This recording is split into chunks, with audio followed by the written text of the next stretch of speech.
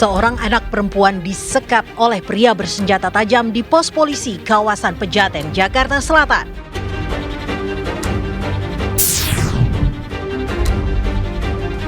Penyidik Polda Sumatera Utara akan menjadwalkan pemeriksaan kepada pihak sekolah penerbangan untuk mengusut kematian calon pramugari di Medan, Sumatera Utara.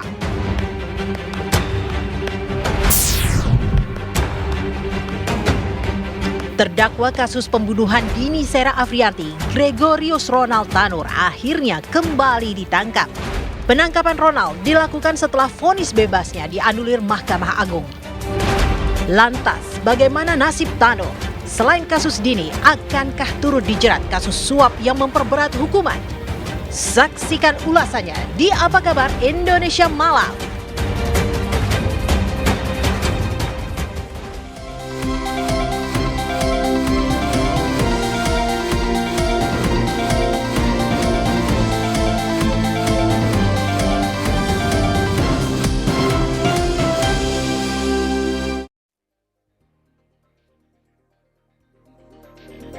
Dianulirnya vonis bebas Ronald Tanur tidak hanya membuat Ronald bertanggung jawab terhadap tewasnya Dini Sera, tapi juga membuka jaringan maklar kasus yang melibatkan mantan petinggi Mahkamah Agung. Assalamualaikum warahmatullahi wabarakatuh. Selamat malam pemirsa, tema yang saya sampaikan di awal tadi menjadi tema perbincangan kita malam hari ini. Di Apa Kabar Indonesia Malam, nanti kami bukan hanya mendatangkan pengamat hukum pidana, tapi juga kuasa hukum almarhumah Dini Sera. Bersama saya Putri Viola. Dan bersama saya Ken Ana, pemirsa di Apa Kabar Indonesia Malam juga akan menghadirkan informasi terbaru dari pihak kepolisian, yaitu Polda Sumatera Utara yang sudah menjadwalkan untuk memanggil pihak sekolah penerbangan terkait dengan kematian dari calon pramugari di Medan, Sumatera Utara. Kami hadirkan selengkapnya untuk Anda di Apa Kabar Indonesia Malam.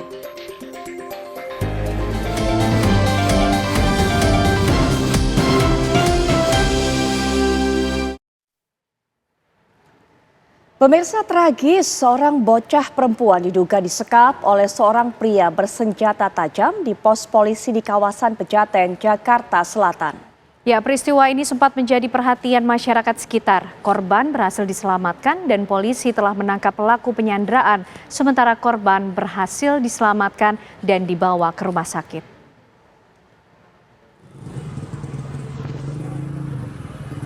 Ada pemandangan tak biasa yang terjadi di kawasan Pejaten, Jakarta Selatan hari Senin siang tadi.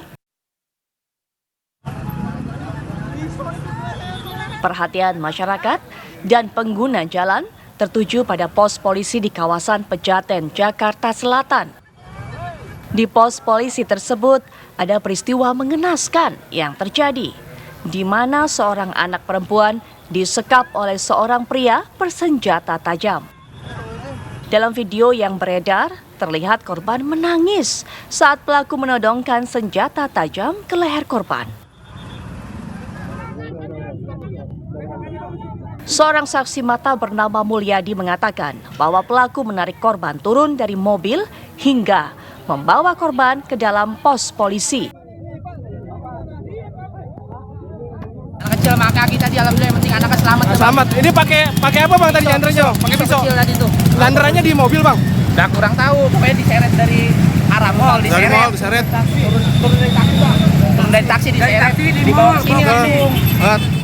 Dengan pendekatan khusus, polisi berhasil mengamankan korban, sementara pelaku penyanderaan telah dibawa ke kantor polisi. Yang penyandar kita amankan. Siap. Masuk sandranya selamat. Kita bawa ke rumah sakit untuk anaknya. Polisi masih melakukan pemeriksaan terhadap pelaku untuk mengetahui hubungan korban dan pelaku, serta motif penyekapan yang dilakukan oleh pelaku. Dari Jakarta, Robin Freddy, TV One mengabarkan.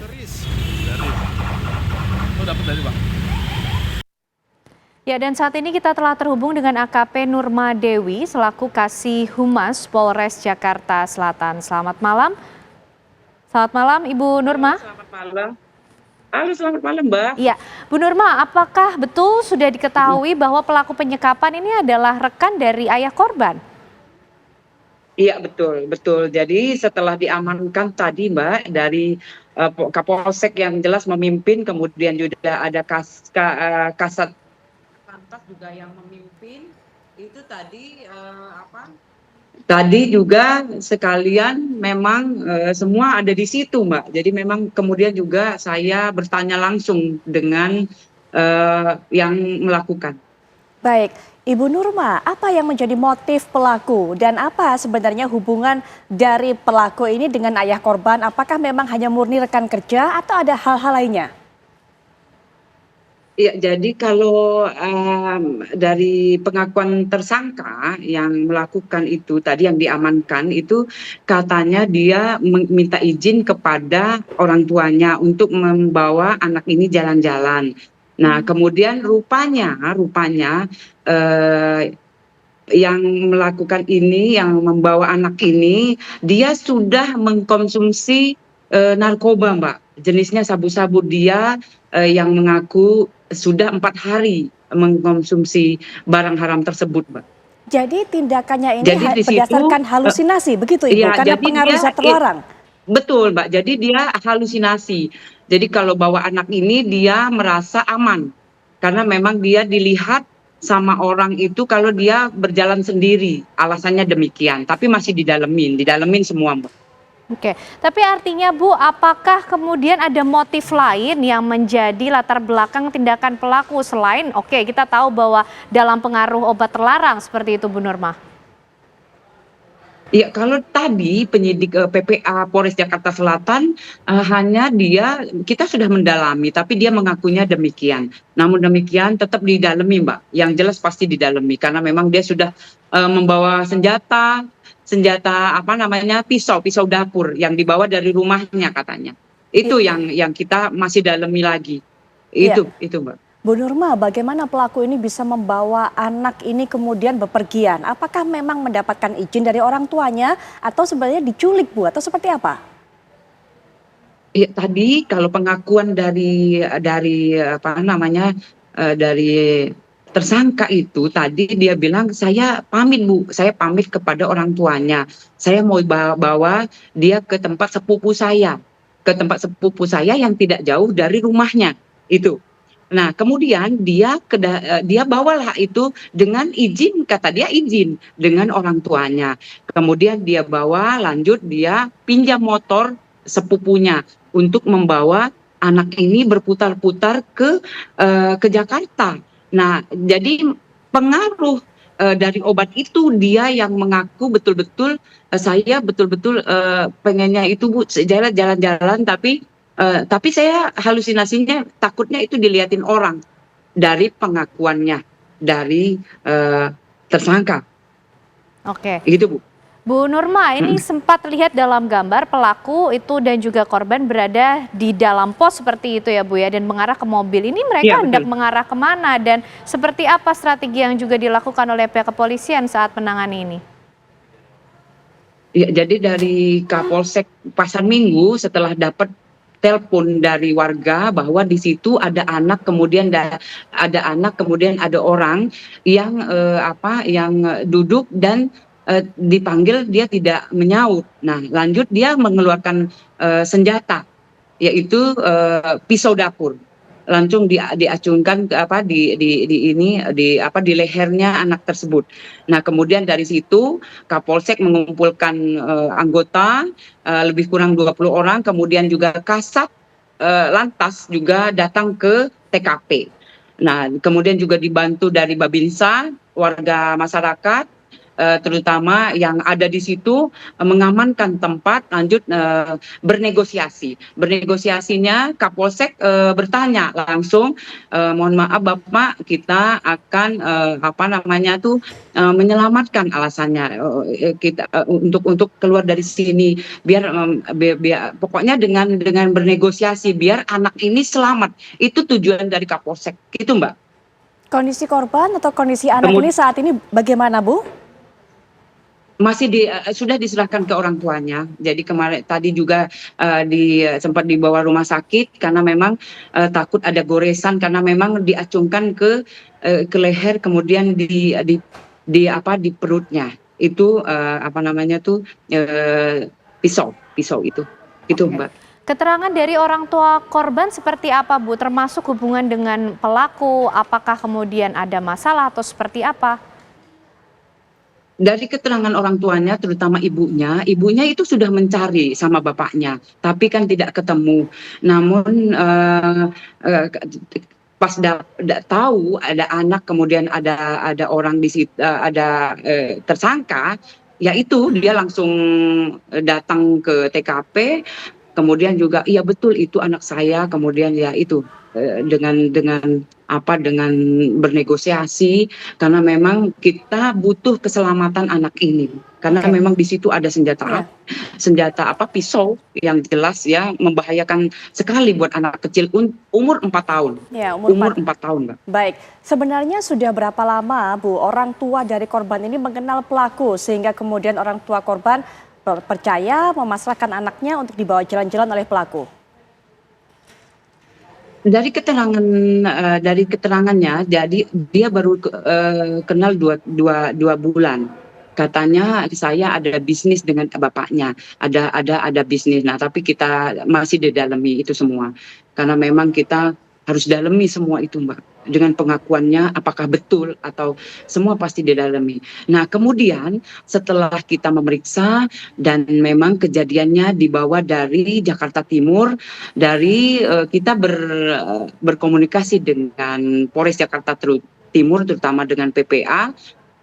Dari PPA Jakarta Timur sudah menjemput yang diamankan tadi, Mbak, yang menyandra ke Polres Jakarta Timur. Jadi semua dilimpahkan ke Polres Jakarta Timur. Gitu, Mbak. Oke, baik, terima kasih AKP Nurmadewi, Kasih Humas Polres Jakarta Selatan, malam hari ini sudah bergabung bersama kami di Apa Kabar Indonesia Malam. Selamat malam, Bu.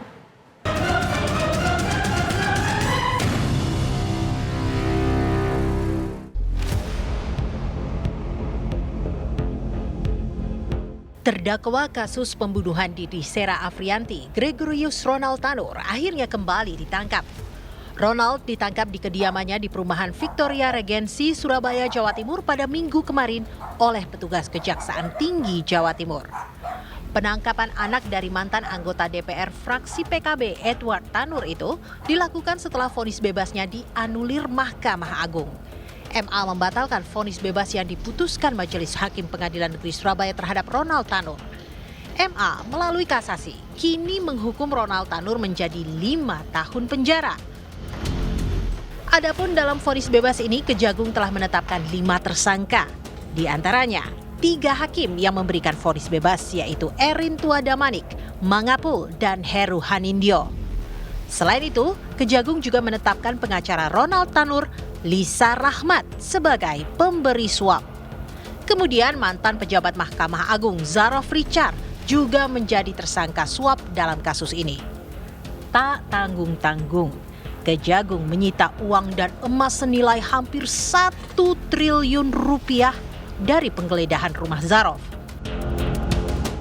Lantas, apakah kasus suap hakim berhenti setelah Tanur ditangkap? Lalu bagaimana nasib Tanur? Selain kasus Dini, akankah turut dijerat kasus suap yang memperberat hukuman? Dan apakah temuan Zarof Richard akan membongkar gurita maklar kasus di MA dan menjerat pelaku-pelaku lain? Tim TV One mengabarkan. Ronald Tanur kembali ditangkap. Almarhumah Dini Sera dan juga keluarganya ini kemudian berharap keadilan bisa betul-betul ditegakkan. Tapi rupanya tertangkapnya kembali Ronald Tanur tidak hanya membuat Ronald ini bertanggung jawab terhadap apa yang diperbuatnya, tapi juga membawa kita mengetahui dan juga menguak adanya maklar kasus dengan jaringannya yang bahkan juga sampai melibatkan mantan petinggi Mahkamah Agung. Dalam tayangan tadi juga Anda bisa saksikan pada saat penggeledahan dilihat barang bukti uang yang senilai ini hampir 1 triliun rupiah ditemukan. Nah, kita akan mengetahui bagaimana pandangan dari para narasumber termasuk juga upaya lanjutan baik dari kuasa hukum, keluarga almarhumah Dini Sera, kemudian juga Kejaksaan Agung dan juga pihak Mahkamah Agung. Sudah hadir di samping saya untuk memberikan pandangannya selaku pakar hukum pidana dari Universitas Al-Azhar yaitu Prof. Suparji Ahmad. Assalamualaikum warahmatullahi wabarakatuh, Prof. Baik, dan juga akan berbicara lebih lanjut kepada kita mengenai upaya-upaya lanjutannya. Sudah hadir kuasa hukum dari keluarga korban, yaitu almarhumah Dini Sera, Mas Muhammad Nailul Amani. Assalamualaikum warahmatullahi wabarakatuh. Selamat malam, Mas Nailul. Selamat malam, Mbak Putri. Dan juga sudah bergabung dengan kita Bapak Harli Siregar selaku Kapus Penkum Kejaksaan Agung. Selamat malam, Pak Harli.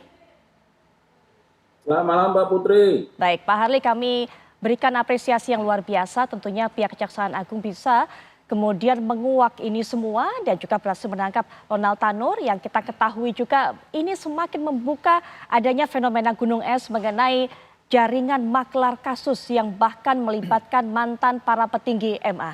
Pak Harli, bisa bercerita kepada kita kemudian upaya menguak ini semua, Pak Harli? Ya, saya kira kami akan tetap konsisten ya dan berkomitmen kuat dalam rangka bagaimana mengungkap perkara ini seterang-terangnya dan tentu menyelesaikan setiap penanganan perkara yang sudah disampaikan ya, khususnya sebagaimana beberapa rilis yang kami sampaikan bahwa terhadap perkara ini sudah ada beberapa orang yang dinyatakan sebagai tersangka dan tentu ini akan diselesaikan oleh penyidik.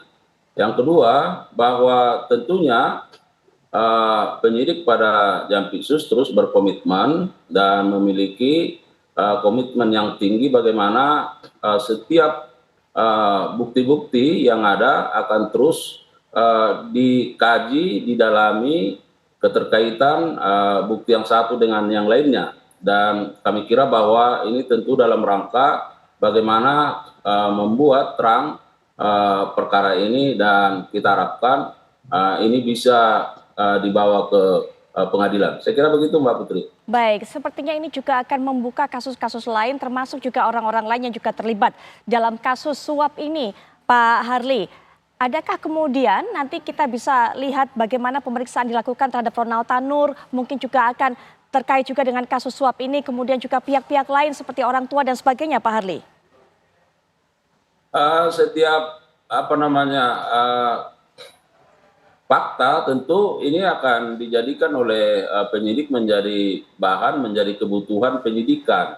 Apakah misalnya pihak Ronald Tanur maupun pihak-pihak lain yang diduga ada keterkaitan dengan perkara ini, ya tentu penyidik akan secara konsisten untuk membuka ini, melakukan pendalaman dan permintaan-permintaan keterangan dalam rangka bagaimana membuat perkara ini atau tindak pidana ini menjadi terang. Ya, bahwa apakah ada keterlibatan pihak lain selain pihak-pihak yang sudah ditetapkan menjadi tersangka, saya kira sangat tergantung pada pemenuhan adanya bukti permulaan yang cukup ya, bahwa kita ketahui pemenuhan terhadap bukti permulaan yang cukup itu setidaknya diperoleh dari 2 alat bukti. Nah, untuk menentukan seseorang bisa terlibat atau tidak dalam satu peristiwa pidana.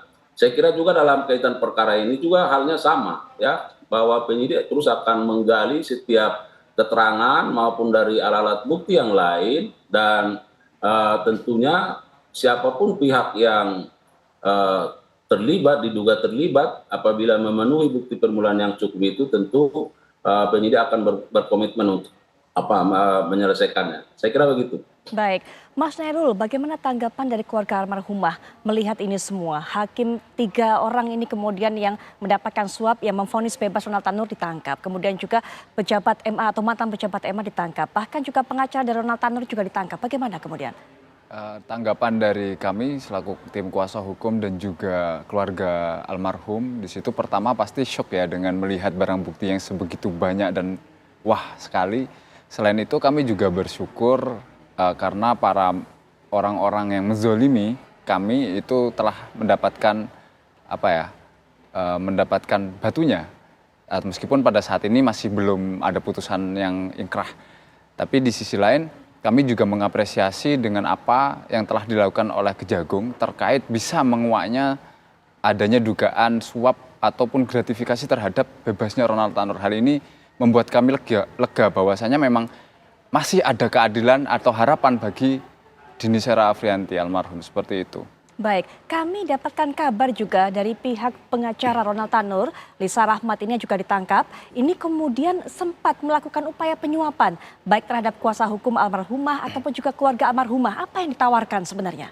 Yang ditawarkan adalah pada saat itu ya, pada saat awal-awal kasus ini mulai booming itu, ya uang dengan nominal yang fantastis pada saat itu. Namun sebagaimana yang telah kita sampaikan di beberapa media dan waktu, baik dari kuasa hukum maupun dari keluarga korban, kami tidak menerima hal tersebut karena pada dasarnya kami ini mencari keadilan. Kalau memang seandainya mau memberikan uang, mungkin uang duka cita atau apa, silahkan diberikan dan sampaikan secara langsung tanpa ada perwakilan-perwakilan. Itu etika yang seharusnya dilakukan. Tapi pada saat itu kita diberikan kabar itu oleh orang lain yang disuruh. Siapa waktu itu Mas Nailul? Nah, kalau itu saya kurang tahu untuk siapa orang lainnya itu karena saya tidak ada di lokasi pada saat itu. Tapi apakah orang yang sama yang berupaya menghubungi pihak pengacara dan juga menghubungi pihak keluarga almarhumah? Kalau dari pihak keluarga itu adalah orang yang tetangganya, yang dia disuruh oleh orang lain dan orang lain tersebut juga disuruh orang-orang lain, jadi renteng gitu. Jadi kita mau tahu sumbernya itu dari mana kita juga nggak tahu seperti itu. Jadi menurut kami beda lah orangnya pada saat itu. Tapi semua yang disuruh itu adalah berdasarkan perintah dari keluarga Ronald Tanur atau pengacaranya? Nah itu saya kurang tahu. Dari mana sumbernya kita nggak bisa tahu. Baik. Seperti itu. Jumlah uang yang ditawarkan ini kemudian kepada pihak pengacara ataupun juga pada pihak keluarga apakah sama? Kalau itu sepertinya tidak. Karena dari pihak keluarga sendiri pun juga tidak menyampaikan berapa nominalnya. Sehingga kita sendiri juga nggak mengetahui ya terkait hal itu. Karena kita pada dasarnya fokusnya bukan ke arah sana gitu. Kita kira kan itu hanya sebatas uang duka cita atau apa, tapi itu ada sebuah permintaan di situ mungkin nggak boleh dibuat rame lah atau apa seperti itu. Apa saja mungkin bisa disampaikan ke pemirsa, Mas Nailul, apa permintaan yang betul-betul diminta oleh pihak-pihak yang ingin mengantarkan uang tersebut, baik kepada pihak pengacara ataupun juga pihak keluarga? Yang jelas itu adalah udahlah nggak usah rame-rame, itu yang paling jelas. Artinya tidak boleh membuka cerita ini kepada media. Bisa jadi seperti itu untuk tafsirannya. Baik, kemudian ada ingin diminta untuk mencabut laporan atau seperti itu? Kalau hal seperti itu karena saya bukan orang yang langsung berhubungan, jadi saya juga kurang tahu. Cuma ada informasi seperti itu. Ada informasi seperti itu, tapi untuk pastinya saya kurang tahu. Mas Nailul tidak mengerti berapa angkanya yang ditawarkan persisnya? Tidak. Baik, Pak Harli, ada pengakuan juga baru saja disampaikan cerita ini oleh kuasa hukum dari keluarga almarhumah dari Dini Sera. Apakah kemudian pihak kejaksaan juga mengetahui hal ini, Pak Harli? Ya, saya kira karena ini pernyataan di ruang publik ya kalau memang ada informasi-informasi yang lebih kuat, lebih akurat, saya kira enggak apa-apa juga bisa disampaikan ya sebagai masukan bagi penyidik ya, karena kami akan terus seperti yang saya sampaikan menggali, mendalami setiap informasi yang berkaitan dengan pengungkapan dari perkara ini. Jadi kalau tadi penasihat hukum keluarga korban menyatakan ada indikasi itu, saya kira itu juga bisa disampaikan sebagai informasi informasi tambahan bagi penyidik. Saya kira begitu. Baik, Pak Harli, ini kan kalau kita lihat dari barang bukti yang ditemukan, ini uang yang begitu besar, hampir senilai 1 triliun rupiah, dan menurut pengakuan dari Zarov ini memang hasilnya menjadi maklar kasus selama dalam kurun waktu kira-kira dari tahun 2012 sampai tahun 2022. Apakah ini juga akan diperdalam? Artinya juga akan semakin banyak kasus yang terkuak, akan semakin banyak orang juga yang mungkin nanti bisa diketahui terlibat ataupun juga pernah bertransaksi dengan mantan petinggi Mahkamah Agung ini, Zarov Rikar ini, Pak Harli.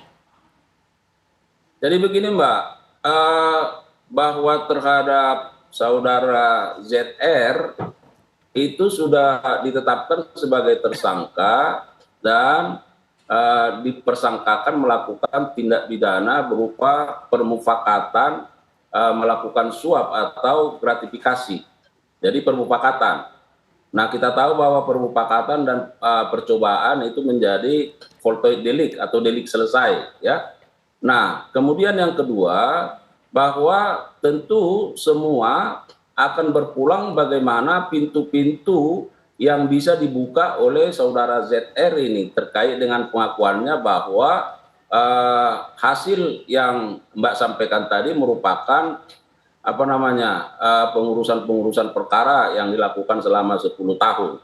Nah, kemudian tentu yang ketiga bahwa kami juga penyidik sangat konsisten bahwa dengan ditetapkan yang bersangkutan sebagai tersangka dalam permufakatan katakanlah suap atau gratifikasi, maka beban pembuktian itu sesungguhnya ada di yang menerima gratifikasi. Karena kita tahu bahwa nilai gratifikasi di atas 10 juta itu beban pembuktiannya ada yang menerima gratifikasi. Jadi artinya apakah dalam proses penyidikan ini nanti atau di dalam proses persidangan tentu bebannya akan diserahkan kepada yang bersangkutan saudara ZR untuk membuktikan bahwa apakah itu benar merupakan hasil kejahatan atau bukan hasil kejahatan. Dan itu juga bisa dijadikan sebagai pintu masuk dalam rangka untuk menggali lebih jauh terkait sinyalemen yang Mbak sampaikan tadi. Saya kira begitu. Baik, Pak Harli, terima kasih sudah meluangkan waktunya yang terbatas untuk bisa memberikan keterangan dalam program kami. Tapi nanti seperti kita juga akan coba untuk gali keterangan lagi dari Pak Harli jika Pak Harli juga masih memiliki waktu setelah jeda. Nah, kita juga akan nanti berbincang dengan Bapak Sobandi selaku Karo Hukum dan Humas Mahkamah Agung yang juga sudah bergabung dengan kita. Selamat malam Pak Sobandi. Baik, Pak Sobandi sepertinya juga masih memperbaiki jalur dengan kami. Pak Sobandi, kami masih belum bisa mendengar. Prof. Suparji nanti bisa diberikan pandangannya, tapi setelah jeda, apakah Kabar Indonesia Malam akan segera kembali saat lagi.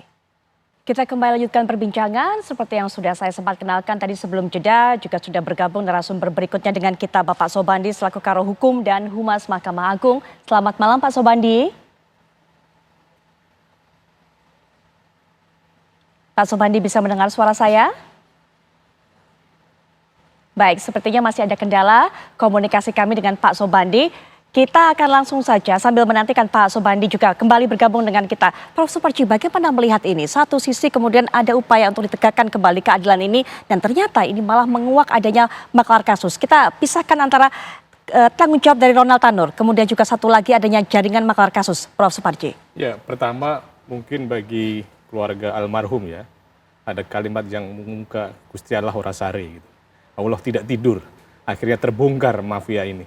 Maka untuk itu kita mengapresiasi apa yang dilakukan oleh Kejaksaan Agung. Dan harapannya ini dituntaskan.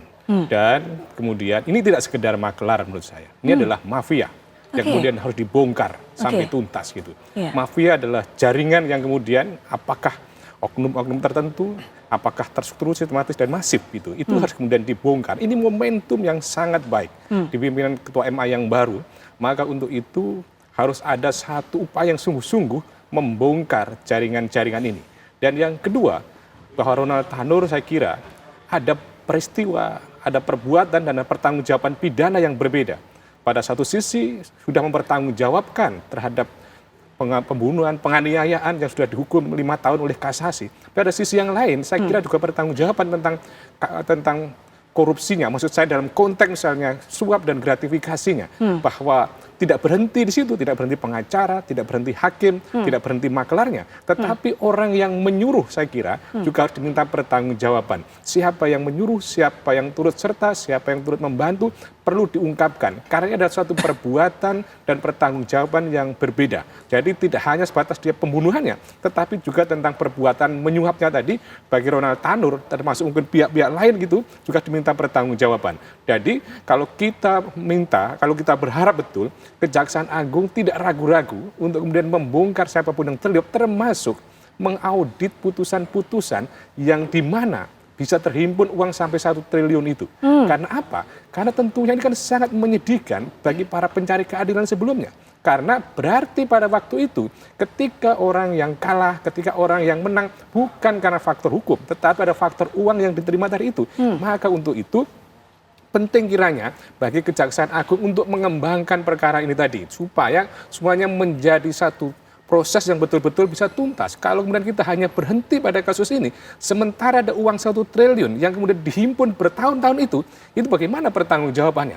Dari mana uang tadi itu? Dalam rangka perkara apa? Mungkin saja pihak-pihak yang berperkara sebelumnya bisa menceritakan tentang keterlibatan pihak tertentu yang kemudian akhirnya mendapatkan putusan-putusan yang tidak adil itu. Jadi banyak pekerjaan yang diselesaikan oleh Kejaksaan Agung dengan harapan tidak ragu-ragu tadi Pak Kapuspen konsisten. Konsisten berdasarkan fakta hukum dan harapannya bahwa apakah kemudian tersangka ini akan menutup diri, tidak akan kolaborasi, mengungkap fakta-fakta sebelumnya. Seandainya tidak berani mengungkap fakta-fakta sebelumnya, tapi bisa dikembangkan. Bukti uang tadi adalah bukti petunjuk yang sangat bagus sekali untuk mengungkap, mengaudit kasus-kasus sebelumnya. Gitu. Baik, ada harapan besar disampaikan Prof. Suparji, nanti mungkin Pak Harli bisa berikan pandangan, kemudian juga nanti kita akan dengarkan bagaimana pendapat dari Pak Supandio, tapi kita juga akan lihat kembali, kami tayangkan untuk sedikit mengingatkan Anda, apa sebenarnya yang terjadi, apa yang dilakukan oleh Ronald Tanur pada Oktober tahun lalu, tahun 2023, yang mengakibatkan tewasnya Dini Sera yang pada saat itu merupakan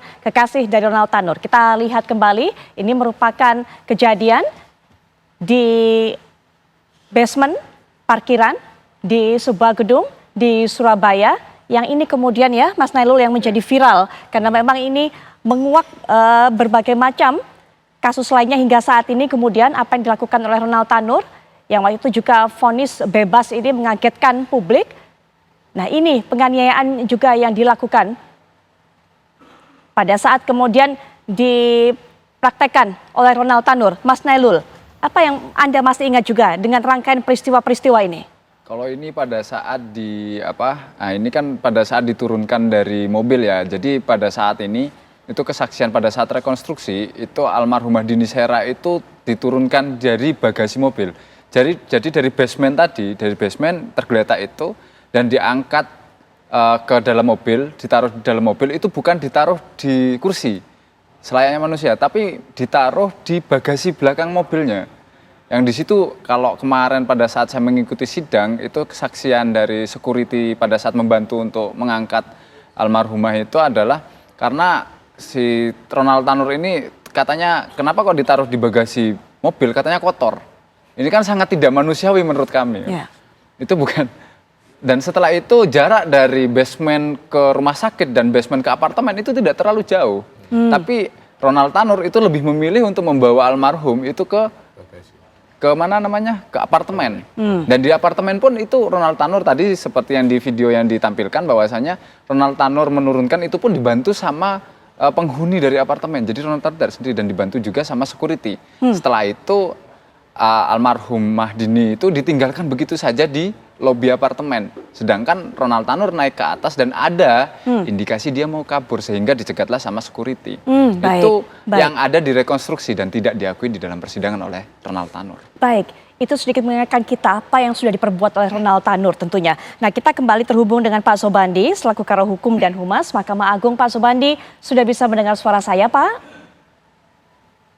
Sudah, alhamdulillah. Selamat malam, Mbak Putri. Selamat malam, Pak Sobandi. Assalamualaikum warahmatullahi wabarakatuh, Pak Sobandi. Waalaikumsalam warahmatullahi wabarakatuh. Ya, baik. Pak Sobandi, sebenarnya bagaimana pengawasan internal di pihak Mahkamah Agung sendiri sehingga kemudian yang kita ketahui bersama ada seorang pejabat MA pada saat menjabat ini kemudian ia mengakui menjadi maklar kasus sehingga menghimpun dana sebegitu besarnya, bahkan pada saat ini sudah pensiun pun juga masih melakukan hal yang sama dan coba ini menjadi perantara untuk melakukan suap terhadap hakim yang kemudian nanti akan mengadili kasus Ronald Tanur begitu. Silakan Pak Sobandi.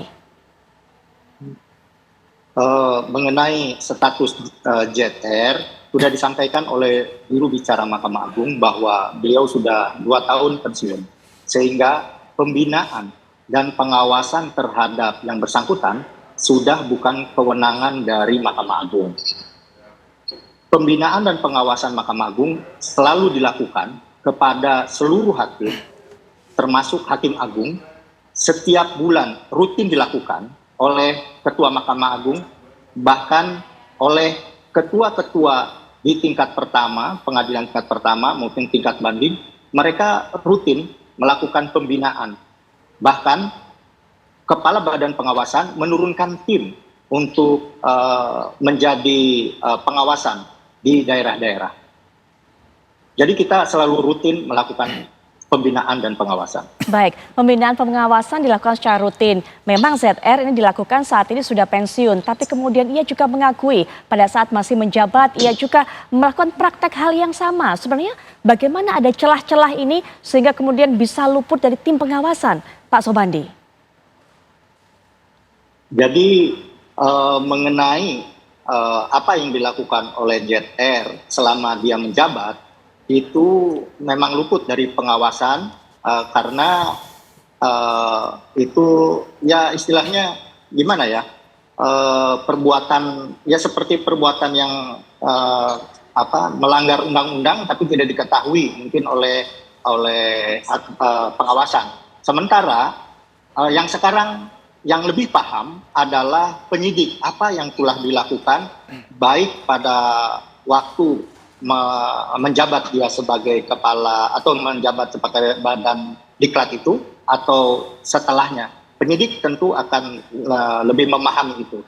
Baik, apakah juga pihak EMA mengetahui pada saat masih menjabat pihak ZR ini kemudian ini bekerja sama dengan siapa saja, terbiasa kemudian menjadi maklar kasus dengan siapa saja yang membantu ruang geraknya, Pak Sobandi? Ya, Mahkamah Agung belum mengetahui. Kita mengetahui siapa saja yang terlibat itu hanya dari pemberitaan media. Nah, yang tahu pasti adalah penyidik Kejaksaan Agung. Nanti Pak Harli mungkin akan melakukan upaya-upaya pengungkapan terhadap kasus tersebut. Dan apa yang dilakukan oleh ZR, siapa-siapa yang berperan, siapa-siapa yang berhubungan dengan ZR. Baik, Pak Harli, tadi sudah ada harapan besar disampaikan oleh Prof. Suparji yang mengatakan bahwa ini bukan hanya sekedar maklar kasus, tapi ini bahkan juga sudah mafia begitu ya Prof ya. Sehingga diharapkan konsistensi, komitmen dan juga keseriusan dari pihak kejaksaan, bahkan juga mengaudit putusan-putusan sebelumnya. Menanggapi harapan ini, Pak Harli, silakan.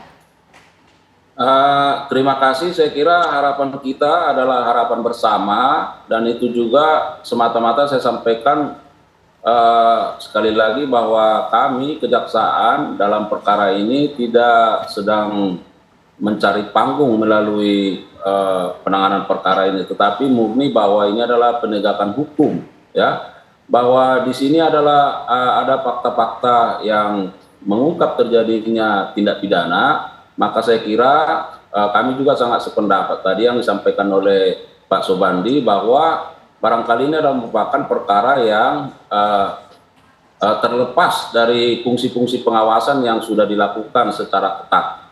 Nah, kemudian yang kedua bahwa apa yang diharapkan Prof. Suparji, saya kira itu harapan kita semua, bahwa memang penegakan hukum tidak lagi ansih hanya berbasis pada bagaimana tujuan hukum itu yang berkepastian, ya, tetapi juga harus memperhatikan sisi tujuan hukum keadilan dan kemanfaatan. Nah, kalau kita lihat flashback sedikit apa yang sudah diputar kembali tadi oleh TV One, bahwa memang sejak awal, sejak putusan ini dinyatakan bebas, kami adalah pihak yang sangat bersuara lantang untuk menyampaikan hal ini, ya, bahwa kami melihat ada sesuatu yang salah, ada sesuatu yang kurang dalam prosesnya. Kenapa? Karena kalau kita melihat sesungguhnya ada korban, ada orang yang meninggal, ya. Lalu kalau kita melihat fakta-fakta persidangan yang sudah disampaikan pada waktu itu, saya kira sudah sangat komplikatif, termasuk pasal-pasal dakwaannya. Tetapi itu juga bisa lepas, itu juga bisa menjadi putusan yang dinyatakan bebas. Nah, kami kira itu kembali kepada bagaimana person, oknum-oknum memandang perkara itu, dan tentu ada konsekuensi, ya, dari pilihan-pilihan yang sudah dipilih. Nah, bahwa sejak awal kami melihat ada sesuatu yang salah, oleh karenanya kami juga sudah melakukan monitoring berdasarkan berbagai informasi yang diperoleh, ya, sehingga sampai pada tahap ini terhadap pihak-pihak terkait itu tentu dilakukan upaya-upaya penindakan dalam rangka penegakan hukum yang berkeadilan dan bermartabat. Saya kira begitu, Mbak. Baik, Pak Harli, terima kasih sudah meluangkan waktunya untuk memberikan pandangannya ini, termasuk juga menjelaskan mengenai komitmen keseriusan dari pihak Kejaksaan Agung. Selamat malam Pak, kami akan terus tunggu bagaimana perkembangan dari langkah Kejaksaan Agung mengenai hal ini. Selamat malam. Ya, dan juga kita nanti akan di segmen berikutnya masih berbincang dengan Prof. Suparji, Mas Nailul dan juga Pak Sobandi. Tapi setelah jeda, apakah Kabar Indonesia Malam akan segera kembali?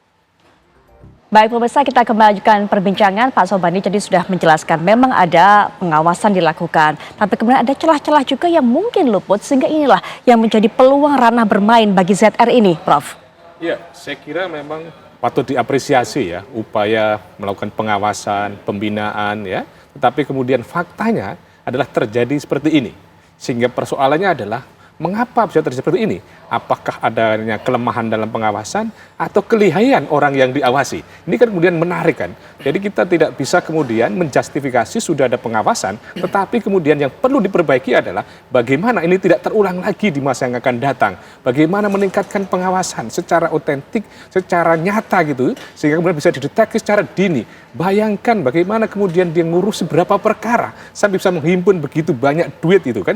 Maka untuk itu menurut saya sekali lagi ini adalah momentum yang baik dalam rangka juga meningkatkan perbaikan pengawasan. Bahwa kemudian ketika sudah ada pembinaan oleh ketua pengadilan, oleh ketua MA, kita apresiasi. Tetapi faktanya masih terjadi seperti ini. Maka perlu lagi dicari tentang mekanisme pengawasan yang lebih baik. Pengawasan yang lebih melekat, pengawasan yang bisa mendeteksi terjadinya pelanggaran-pelanggaran tadi itu. Dan salah satunya menurut saya adalah bagaimana momentum ini, peristiwa ini dijadikan sarana untuk kemudian mungkin saja pihak-pihak yang pada waktu itu berperkara bisa kemudian bicara, bisa angkat bicara. Sehingga betul-betul kita berusaha untuk memperbaiki kinerja lembaga peradilan kita ini. Baik, perkara ini seperti apa Prof. Suparji? Apakah juga terlibat atau jangan-jangan memang disuap juga atau seperti apa yang dibutuhkan? Itulah yang kemudian diharapkan bisa terbongkar semuanya. Apakah dulu ada yang berperkara terus kemudian dia kalah karena faktor suap atau apa? Supaya menjadi semuanya untuk dilakukan perbaikan. Sekali lagi, maksudnya maknanya adalah perbaikan di masa yang akan datang. Karena apa? Karena kalau kemudian ini hanya berhenti begini saja, maka khawatir ini kemudian akan terjadi lagi di masa-masa yang akan datang. Jadi misalnya ada orang yang misalnya punya perkara apa, kasusnya apa, kalah dan sebagainya, yang kalkulasinya secara fakta hukum mungkin menang gitu, tetapi ternyata kalah, patut kemudian dicurigai, patut kemudian melaporkan. Seperti kasus ini tadi, bahwa sebetulnya faktanya bahwa alat bukti yang di persidangan mestinya dinyatakan bersalah, tetapi ternyata kok dibebaskan oleh pengadilan negeri, maka kemudian Kejaksaan Agung tidak berhenti, Kejaksaan Tinggi Jawa Timur tidak berhenti mengusut dan akhirnya ditemukan seperti ini tadi itu. Jadi kecurigaan-kecurigaan tadi itu perlu dijawab dengan pengakuan-pengakuan oleh para pihak gitu. Baik. Kalau tadi disebutkan juga Prof. Suparji mengatakan ada sebaiknya kemudian dari pihak kejaksaan ini melakukan audit dari kasus-kasus sebelumnya. Apakah kemudian tidak ada kesulitan mengenai hal ini? Karena ini kasusnya sudah berlangsung, sudah berlarut-larut begitu. Ya kesulitan ada, tetapi bukan berarti tidak bisa dilaksanakan. Karena apa? Durasi waktunya juga tidak terlalu lama, mungkin 5 tahun, 8 tahun dan sebagainya. Karena apa? Karena kemudian kalau ini dilepaskan begitu saja, maka akan menjadi sesuatu yang tidak substantif perbaikan kita. Karena harapannya lagi-lagi saya tegaskan adalah kita mencintai Indonesia, bahwa bagaimana hukum ditegakkan dengan baik dan kekuasaan kehakiman betul-betul bekerja apa adanya, bukan ada apa-apanya. Kalau bukan begini kan ada apa-apanya ternyata gitu kan. Ya, baik. Pak Sobandi, Prof. Suparji memberikan catatan bahwa mekanismenya ini, mekanisme pengawasan terutama harus diperbaiki untuk menjadi pelajaran dari kasus ini tidak terjadi lagi dalam masa-masa berikutnya, termasuk juga ini bisa meredam, bisa mengantisipasi hakim-hakim yang lihai yang kemudian bisa memanfaatkan celah yang ada, Pak Sobandi. Ya, terima kasih Prof. Suparji masukannya kepada Mahkamah Agung. Itu bukti kecintaan beliau kepada Mahkamah Agung. Sekali lagi terima kasih. Bahwa Mahkamah Agung memang mungkin bisa dikatakan luput mengawasi ZR tadi sehingga terjadi sebagaimana yang viral saat ini. Tetapi perlu diingat bahwa 8.000 lebih hakim di Indonesia hanya beberapa oknum saja yang melakukan itu, dan hari ini insya Allah sudah diusulkan pemberhentian sementara untuk 3 oknum hakim dari PN Surabaya. Kemudian Ketua Mahkamah Agung dalam waktu dekat akan melakukan konsolidasi kepada para hakim agung, kepada hakim-hakim seluruh Indonesia mungkin hari Kamis ini diawali ketika ada kegiatan di Mahkamah Agung berbarengan dengan purna baktinya yang mulia Ketua Mahkamah Agung yang lama, Profesor Sarifudin, dilanjutkan dengan pembinaan untuk hakim-hakim agung, dan kemudian nanti seluruh Ketua Pengadilan Tinggi, Ketua Pengadilan tingkat pertama akan dikumpulkan oleh Ketua Mahkamah Agung dalam rangka konsolidasi, kemudian melakukan pembinaan dan mengingatkan pentingnya pengawasan seperti saran dari Prof. Suparji. Insya Allah, Prof, kita akan memperbaiki. Ini akan dijadikan momentum buat Mahkamah Agung meningkatkan pengawasan sehingga tidak terjadi hal yang memalukan bagi kami, lembaga negara kita yang besar ini, untuk sama-sama kita cintai, Prof. Baik, Pak Sobandi bicara mengenai oknum-oknum yang kemudian bisa bermain, begitu kan, dari pihak internal Mahkamah Agung. Apakah pada jabatan-jabatan tertentu ini memungkinkan mereka memiliki kuasa tertentu untuk bisa bermain lebih jauh lagi sehingga kemudian bisa keluar, bisa luput dari pengawasan? Karena kalau yang kita tahu bersama bahwa ZR ini juga pernah menjabat di Direktorat Jenderal Badan Peradilan Umum Mahkamah Agung, di mana direktorat ini juga memiliki peran dalam mengambil keputusan mengenai mutasi dan promosi seorang hakim, Pak Sobandi. Iya, setiap orang punya kesempatan, bukan hanya para pejabat, ketika peluang itu dihadapkan kepada yang tercela tadi ya, sehingga luput dari pengawasan. Tetapi Mahkamah Agung sebenarnya sudah menerapkan sistem yang begitu ketat, di mana apalagi sekarang, di mana penunjukan majelis hakim saja Mahkamah Agung sudah menggunakan kecerdasan buatan, artificial intelligence, sehingga tidak memungkinkan orang untuk meminta atau memilih majelis hakim yang menangani suatu perkaranya. Kita juga sudah transparan kapan sidangnya, kapan putusannya, bahkan putusannya pun kita upload, kita share di ruang publik melalui direktori putusan. Jadi transparansi, akuntabilitas telah dilakukan oleh Mahkamah Agung. Nah, tinggal, ya maaf, kita katakan bahwa hanya berapa persen lah kejadian ini menimpa Mahkamah Agung dari prestasi-prestasi yang telah dilakukan oleh Mahkamah Agung. Demikian, Mbak. Baik. Mas Nailul, kita perhatiannya bukan hanya terhadap masalah soal maklar kasus ini ataupun juga mafia kasus, tapi juga vonis yang akhirnya dijatuhkan kepada Ronald Tanur oleh MA. 5 tahun kemudian hukuman dijatuhkan kepada Ronald Tanur ini. Bagaimana tanggapan keluarga? Tanggapan keluarga kalau seandainya dibilang puas, sangat tidak puas ya, karena tuntutan pada tingkat pertama itu 12 tahun. Dan itu menggunakan pasal 338 untuk pembunuhan. Sedangkan pasal yang diputus oleh majelis hakim yang memeriksa kasasi adalah pasal penganiayaan yang mengakibatkan hilangnya nyawa seseorang. Kalau hemat kami, menurut keyakinan kami adalah, ya mungkin itu keyakinan majelis hakim beda ya, cuma kalau menurut keyakinan kami adalah pembiaran seperti yang ada di video tadi yang seperti saya sampaikan itu juga merupakan salah satu sebuah pembunuhan, percobaan pembunuhan seperti itu. Makanya kalau seandainya dibilang puas apa tidak, ya jelas sangat tidak puas, dan kami berharap mungkin nanti bisa dibantu oleh dari pihak kejaksaan, semoga menemukan novum sehingga bisa melakukan upaya peninjauan kembali terhadap putusan kasasi ini sehingga membuat Ronald Tanur ini mendapatkan hukuman seadil-adilnya dan seberat-beratnya. Itu harapan dari kami. Baik, Pak Sobandi, ada pandangan juga terhadap vonis yang dijatuhkan oleh Hakim Kasasi ini sebanyak 5 tahun kepada Ronald Tanur, walaupun memang kita tahu bahwa yang namanya hukuman yang dijatuhkan ini memang hak prerogatif dari masing-masing hakim, Pak Sobandi. Iya, tadi disampaikan oleh pengacara bahwa yang terbukti itu adalah 351 ayat 3, di mana penganiayaan mengakibatkan matinya orang, gitu kan. Ancaman pidana dari pasal yang terbukti menurut majelis hakim itu adalah 7 tahun, sehingga menurut pertimbangan dari majelis hakim sudah pas lah 5 tahun. Tetapi saya memahami kekecewaan dari pihak keluarga korban, di mana tadi disampaikan bahwa pada tuntutan itu 12 tahun dengan 338 ya, pembunuhan. Gitu. Jadi, tetapi perlu kita sadari bersama, kita hormatilah putusan Mahkamah Agung, putusan kasasi tersebut. Mereka tentu dengan perenungan, dengan pembuktian-pembuktian terhadap fakta-fakta di persidangan, keyakinannya itu. Baik. Ya, keyakinan Hakim Agung. Baik, Pak Sobandi, tanggapan dari Mas Nailul mengenai vonis ini, kemudian juga Prof. Suparji, nanti kan kita dengarkan, tapi setelah jeda kami sudah kembali saat lagi.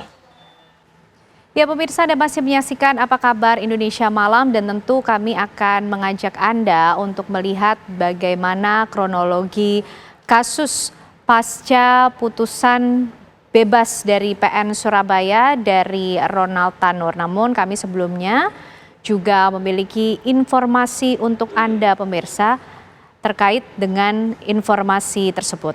Berikut ini.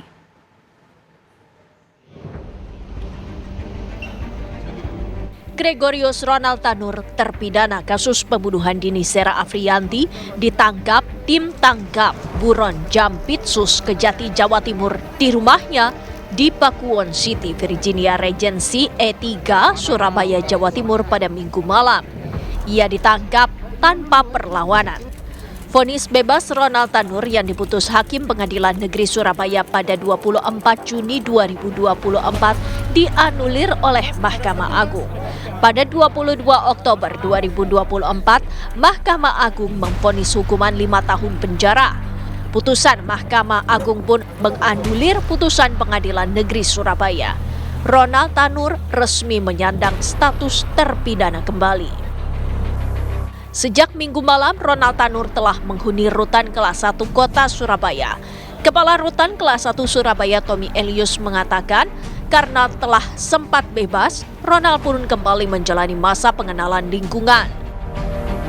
Berdasarkan putusan Mahkamah Agung yang menganulir putusan MA nomor 1446 tanggal 22 Oktober 2024 pada hari Minggu jam 19 dalam kondisi sehat, aman, Ronald Tanur dieksekusi sementara ditempatkan di rutan kelas 1 Surabaya.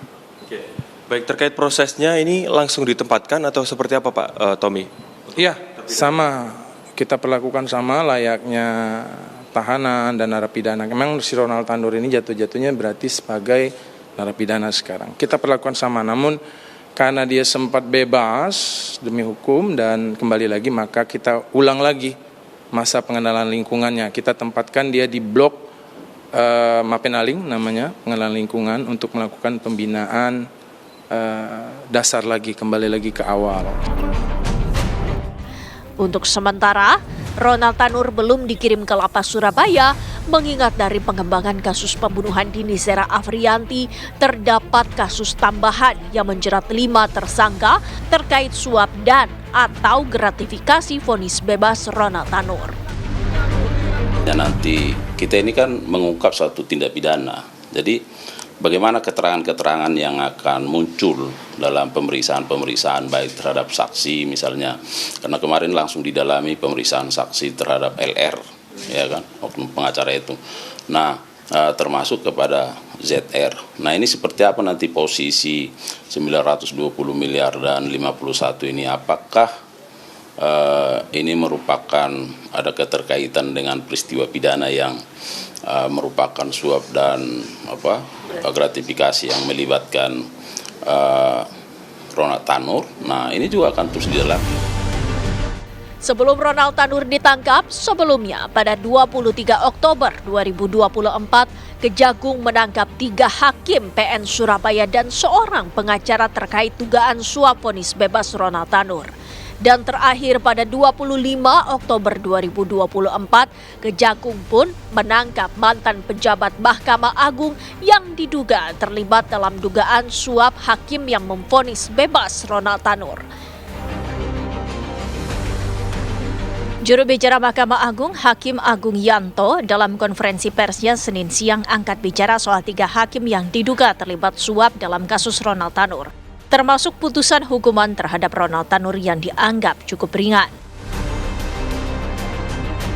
Bagaimana kita ketahui bahwa dalam rilis presnya di Kejaksaan Agung pada hari Jumat malam, di situ disebutkan bahwa ada tersangka yang ketangkap itu, keterangan dari Kejaksaan Agung bahwa sudah menghubungi salah satu majelis hakim dengan inisial S, kalau nggak salah gitu. Oleh karena itu ya tentunya yang akan kita tindak lanjuti yang itu ya statement di Kejaksaan Agung itu yang tentunya yang majelis yang menangani perkara kasasi Ronald Tanur itu yang akan kita periksa ya. Jadi kan KUHP itu 351 itu kan penganiayaan yang mengakibatkan matinya orang. Itu ancaman pidananya paling tinggi adalah 7 tahun ya. Nah, terhadap pemidanaan itu menjadi hak daripada majelis hakim yang menangani. Lembaga tidak bisa mendikte karena hakim adalah mandiri dan independen, maka sepenuhnya adalah kewenangan majelis hakim. Dalam hal ini lembaga tidak bisa mengatur atau mendikte tentang berat ringannya pidana yang dijatuhkan. Namun hal tersebut penuh mutlak adalah kewenangan majelis yang menangani perkara tersebut. Dari Surabaya, Jawa Timur dan Jakarta, tim TV One mengabarkan.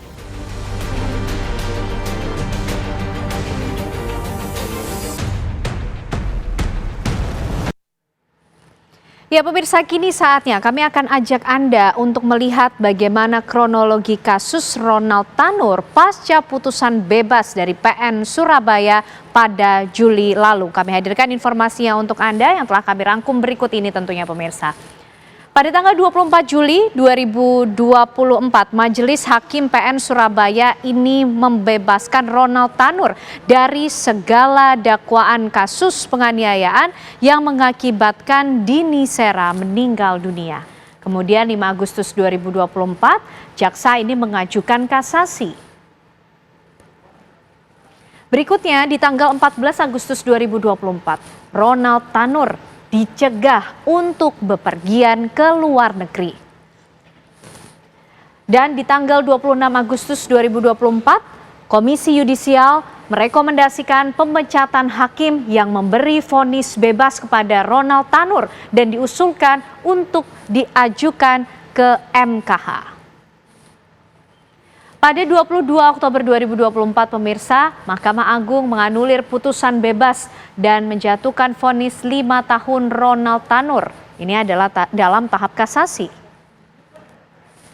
Serta 23 Oktober 2024, kita melihat sendiri Kejagung ini berhasil menangkap dan juga menetapkan 3 hakim serta 1 pengacara menjadi tersangka suap vonis bebas Ronald Tanur. Kejaksaan Agung juga menyita uang dengan jumlah yang fantastis pemirsa hingga miliaran rupiah dari 4 orang tersangka. Pada tanggal 24 Oktober 2024 di hari berikutnya, MA ini memberhentikan sementara 3 hakim pembebas Ronald Tanur pada kasus tersebut dan juga akan diberhentikan tidak dengan hormat jika putusan sudah dinyatakan inkrah. Di hari yang sama, Kejaksaan Agung menangkap Zarof Richard, mantan pejabat tinggi dari MA. Zarof ini menjadi penghubung antara pengacara Ronald Tanur dengan Hakim Agung untuk dilakukan proses kasasi pada saat itu.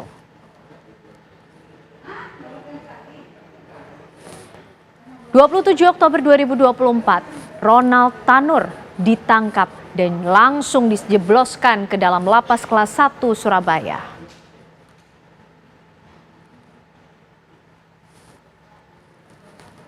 Lalu apa saja pemirsa temuan dan juga barang bukti penangkapan dari pihak-pihak yang terlibat suap dalam kasus Ronald Tanur? Kami hadirkan informasinya untuk Anda. Di tanggal 23 Oktober 2024, pengacara dari Ronald Tanur, Nilisa Rahman, dikumpulkan barang bukti berupa rumah di Surabaya dan uang tunai sebesar 1,19 miliar rupiah. Serta ada sejumlah mata uang asing, dolar Amerika Serikat dan juga dolar Singapura. Dan juga ada apartemen di Jakarta Pusat dan ditemukan pula uang tunai senilai 2,126 miliar rupiah. Tak hanya itu pemirsa, ada nama Erin Tuah Damanik, hakim nonaktif dari Pengadilan Negeri Surabaya yang pada saat itu menangani kasus Ronald Tanur. Barang bukti yang berhasil diamankan yaitu apartemen di Surabaya dan juga uang tunai senilai 97,5 juta dan ada pula mata uang asing yaitu 32.000 dolar Singapura dan juga uang ringgit Malaysia, serta rumah di Semarang dan juga uang tunai dalam mata uang asing Amerika Serikat, dolar Amerika Serikat dan juga dolar Singapura.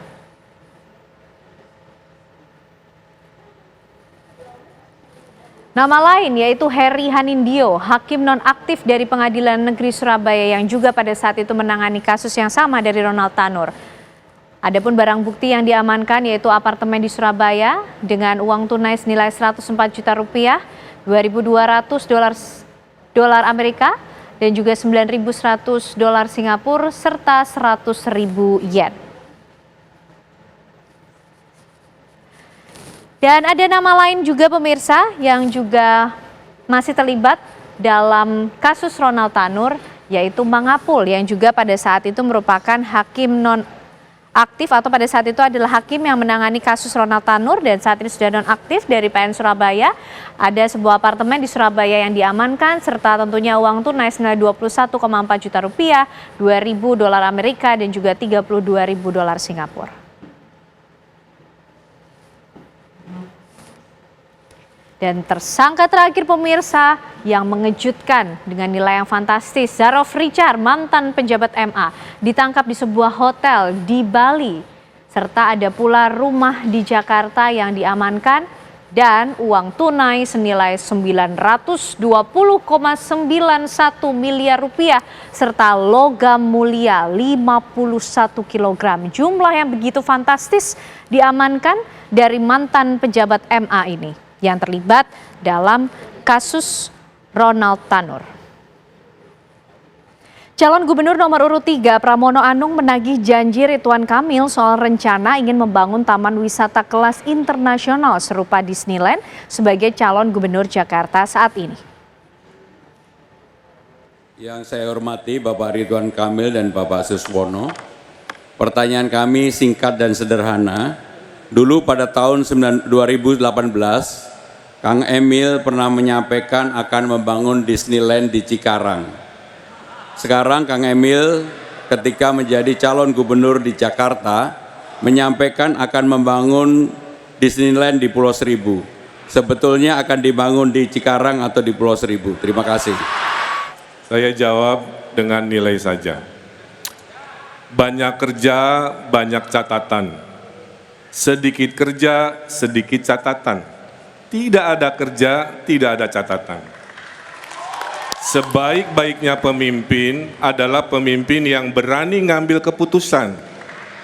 Walaupun dalam perjalanannya kadang berhasil, kadang gagal. Dan tugas pemimpin adalah berimajinasi. Seburuk-buruknya pemimpin adalah hanya mengerjakan apa yang ada tanpa daya imajinasi. Bung Karno melahirkan Indonesia oleh daya imajinasi. Indonesia disebut Imagine Community, semua berimajinasi. Kalau urusan Disneyland itu kadang-kadang iya dalam political will-nya, tapi bisnis deal-nya mungkin tidak masuk dan lain sebagainya. Tapi yang penting itu berusaha. Karena seburuk-buruknya pemimpin adalah yang tidak mau berimajinasi, tidak mau berusaha, setelah terpilih hanya duduk diam untuk aman cari pemilihan di 5 tahun sebelumnya, selanjutnya. Jakarta ini sangat konkret karena kunjungan wisata di Kepulauan Seribu sangat sedikit. Kami mengusulkan ada kawasan Special Economic Zone. Saya sudah bertemu dengan beberapa pihaknya yang menyatakan sangat visible sehingga devisa bisa datang. Atau istilah indef disebut dengan taman tertutup, Mas Pram. Jadi berbayar agar devisa masuk. Ya kelasnya nggak bisa kelas Ancol lagi. Maka bahasa ke publik yang mudah disampaikan adalah naik kelas dari kelasnya Ancol menjadi kelas dunia. Bahasa destinasi global kelas dunia, Universal Studio, Disneyland, Global Village Dubai.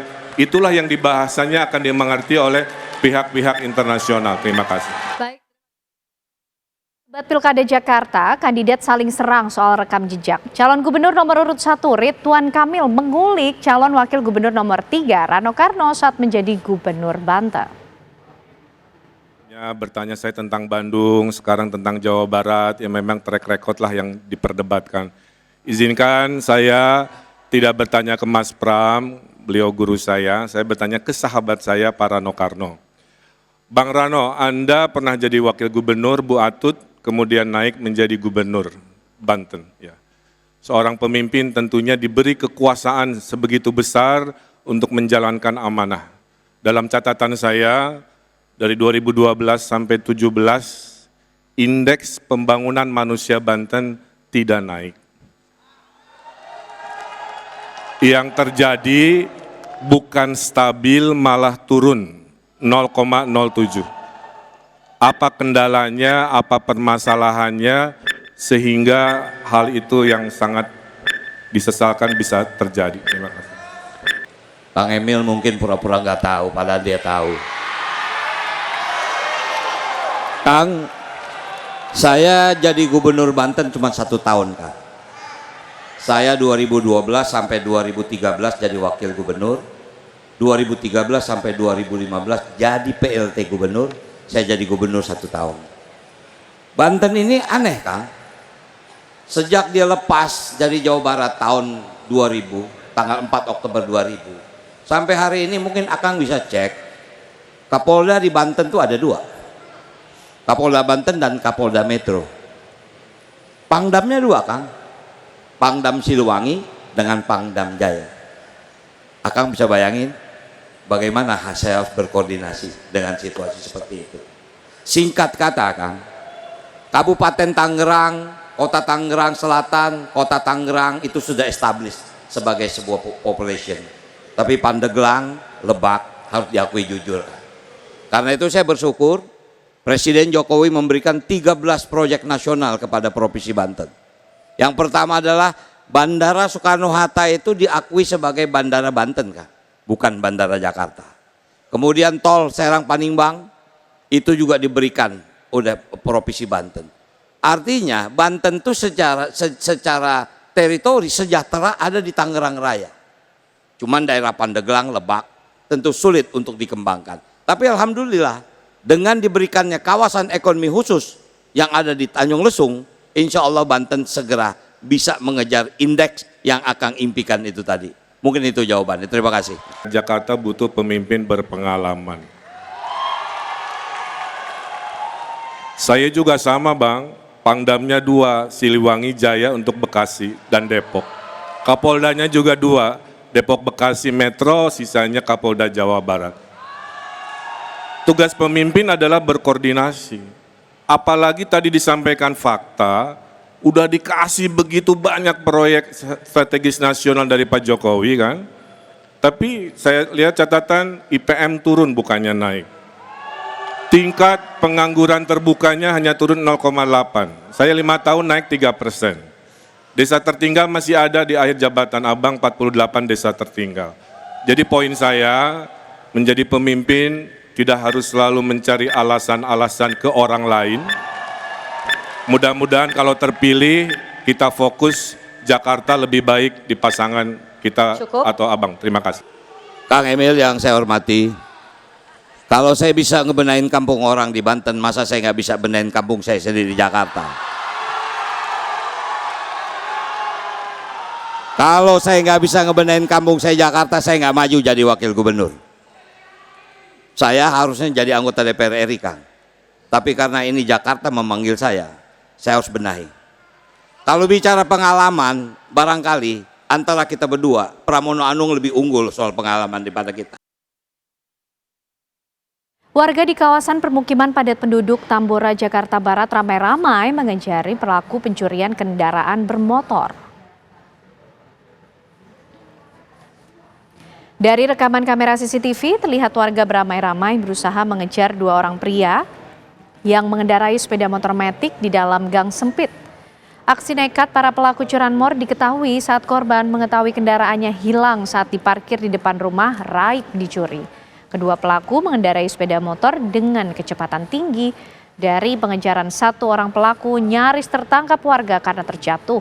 Namun sayangnya kedua pelaku berhasil lolos dari kejaran warga karena mengancam dengan senjata tajam.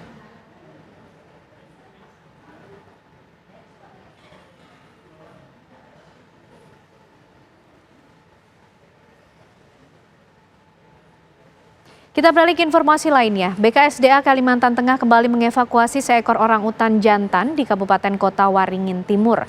Diduga primata dilindungi tersebut terpaksa pergi meninggalkan habitatnya yang sudah rusak berubah menjadi kebun kelapa sawit.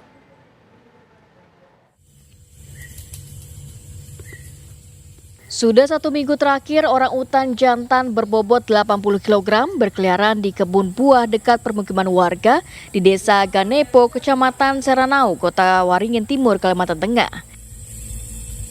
Kemunculan primata Kalimantan itu sempat direkam oleh warga.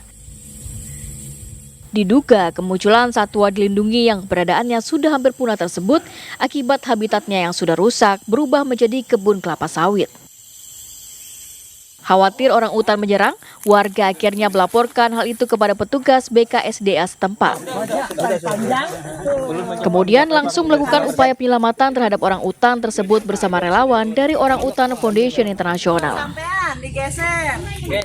Perlu 1 tembakan obat bius, orang utan jatuh pingsan dan dapat dievakuasi.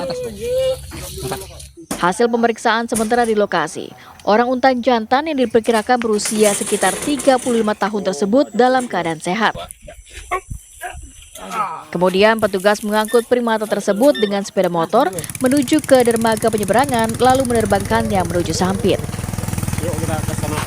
Untuk proses evakuasi berjalan ya cukup sulit karena kita jalan kaki dan naik motor untuk membawa dari tempat kita rescue sampai dengan ke pelabuhannya. Selanjutnya orang utan dibawa ke kantor seksi wilayah 2 BKSDA Pangkalan Bun di Kota Waringin Barat untuk dilepaskan ke habitatnya di kawasan konservasi. Dari Sampit, Kota Waringin Timur, Kalimantan Tengah, Didi Syahwani, TV One mengabarkan.